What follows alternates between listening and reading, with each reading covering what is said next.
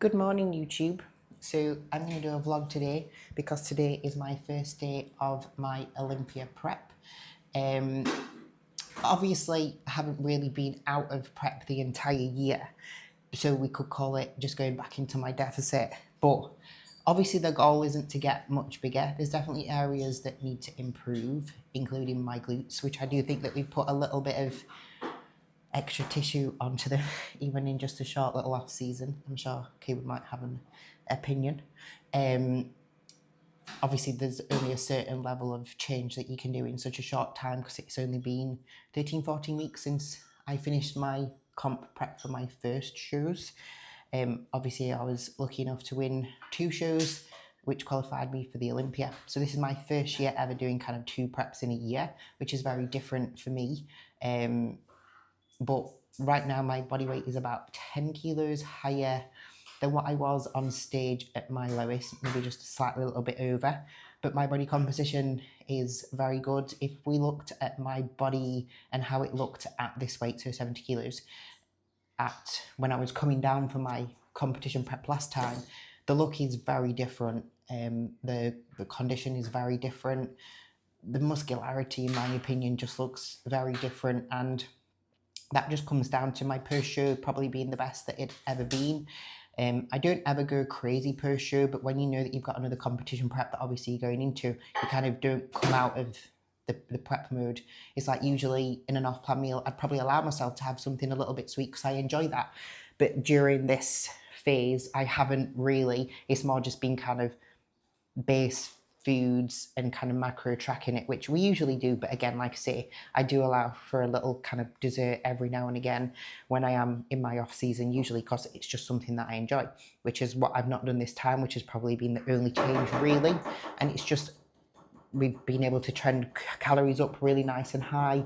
They're a lot higher than what when my body weight was at 70 kilos in my coming down at the start of the year for my competition prep, my calories were at like 1,300 on a rest day and 2,400 on training days from looking at the data that we've got on our sheets. Whereas my calories were about 4,000 before starting this diet today. So I'm happy, and we'll just see how we go. I keep getting butterflies thinking about standing on the Olympia stage, so that's always a good thing. So my foods, today is a pull day, which is requirements of lower day foods because I have some lower body in my, majority of the lower body, as well as some back work in my pull days. So yeah, I feel like my legs have really exploded since having more lower body stuff, and I'm so happy for it because that's a strong point for me and I'd like it to stay a strong point. Like I said at the start of the video, I was given the feedback not to get bigger, but also not to get smaller. So that's why we've needed to stay in a calorie surplus for some time before obviously going into a real deficit. But I'll take you along the way of any changes that get made. So this meal 1 on a lower body day, so I eat a little bit more on lower body days, it was 225 grams of egg whites, 2 eggs, 100 grams of vegetables, 100 grams of blueberries, and 200 grams of sourdough bread. I use great quality sourdough bread.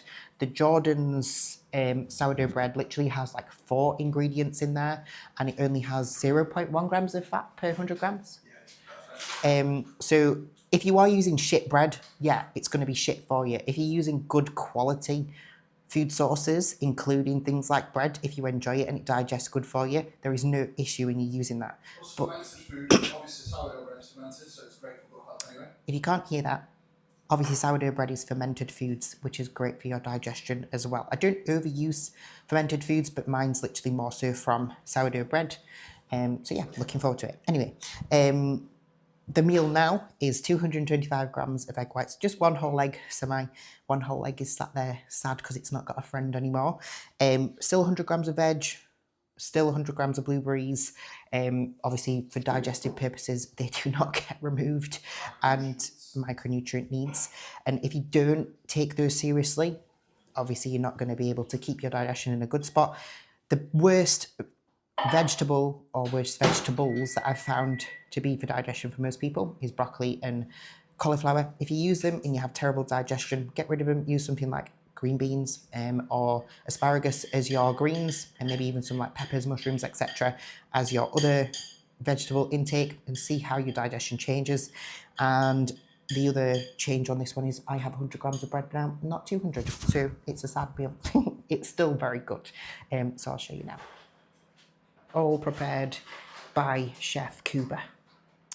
So that is work block number 2 done. So what I do, my morning routine, is I wake, I have about 20 minutes where I hydrate, weigh myself, get myself and my computer all ready for work, and then I start my first check-in block of the day. I aim to get most of my check-ins done at that time, so that would take me up to about 7:15, because I think it's nice for your clients to be able to get a nice early reply so that they can get on with their day and any changes that they need to make, regardless of whether it's off-season or prep. Then I go for my morning walk with the dog, which is about 30 minutes, if not a little bit longer, because at the moment I'm going to let out my mum and dad's chickens because they're away, and obviously it means that we get some fresh eggs anyway, so definitely not complaining.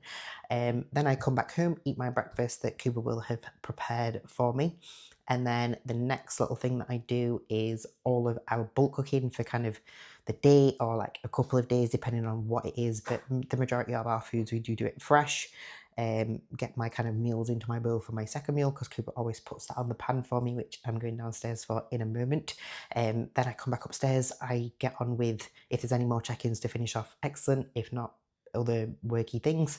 Then I go and eat my meal too. Then it's about doing house jobs, admin stuff, etc. That last little work block before training does start. In an ideal world, I would love to train after meal 2, but unfortunately we have a few too many responsibilities and work things to do to be able to break away that early, to be able to go and do the sessions without constantly thinking about, oh, that's what I need to do at work next. So it's good to be able to almost finalise the majority of things in the morning, so that then when we come back home in the evening, there's not too much work to do. Meal number 2, 50 grams of rice, 100 grams of veg, 125 grams of venison, and 50 grams of pineapple that Kuba's already taken onto the table, because that was 100 grams and now it's 50. That is the only change for this meal on my first day of prep.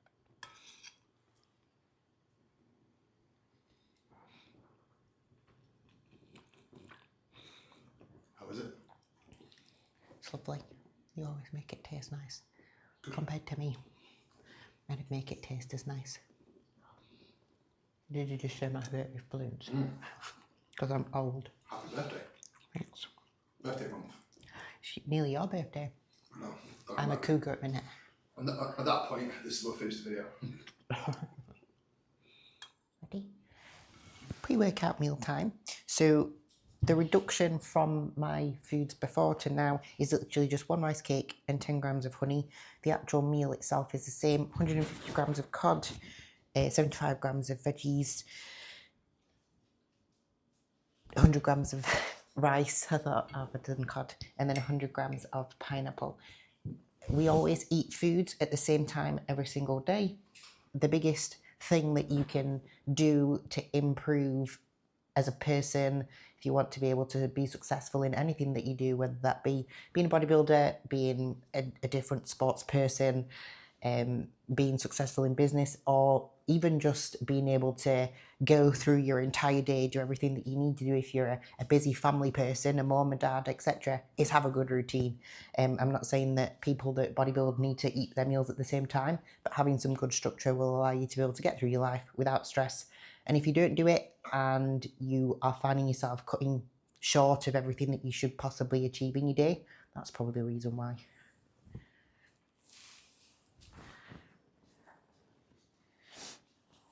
Right, so we are at the gym, UltraFlex Rotherham. Today we have pull A. The session slightly adjusted. Kuba's put me a few more lat exercises compared to upper back. My upper back is pretty strong and quite thick, and obviously the more taper you can have in figure, the better.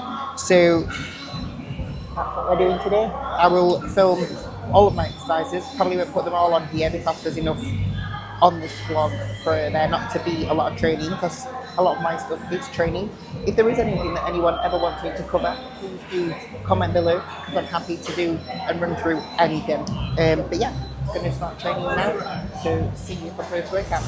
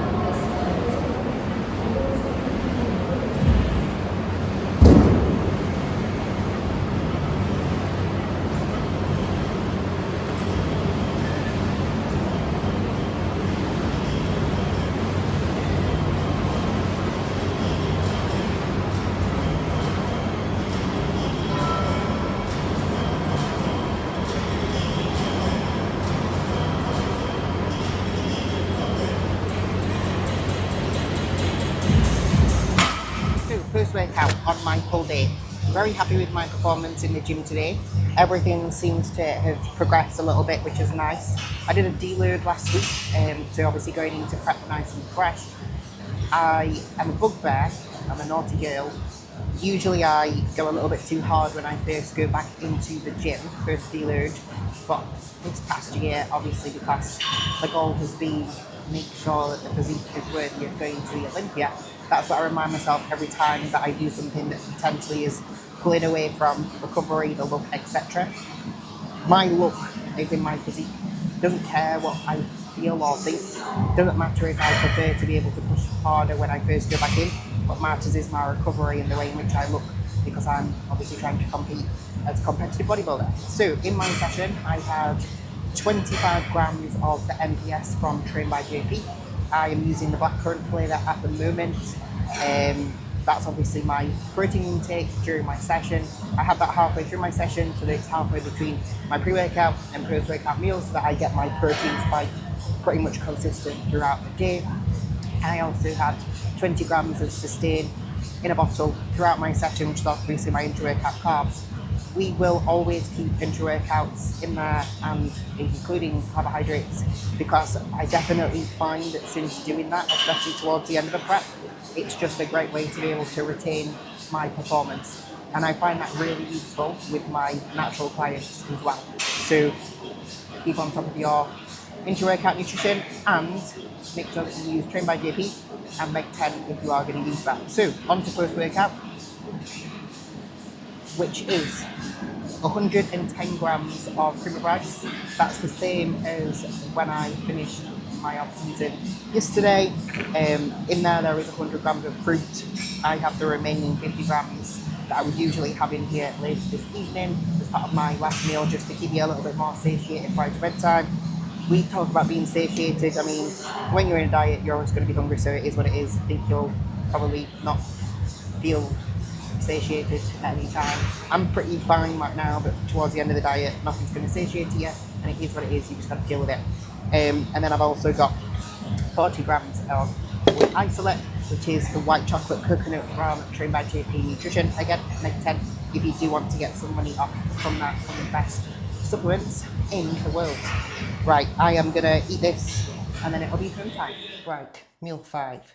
We've got 50 grams of rice, 185 grams of prawns, and 100 grams of vegetables. My reductions from this was I had an extra 25 grams of rice and 25 grams of avocado.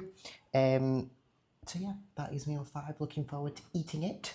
And then it will be about finishing off the last little bit of work with client stuff before we chill out for the evening. We like to have at least an hour, if not a little bit longer, away from our work phones prior to going to bed, relaxing in front of the telly, giving ourselves every possible chance to get our body wound down, ready for a good night's sleep.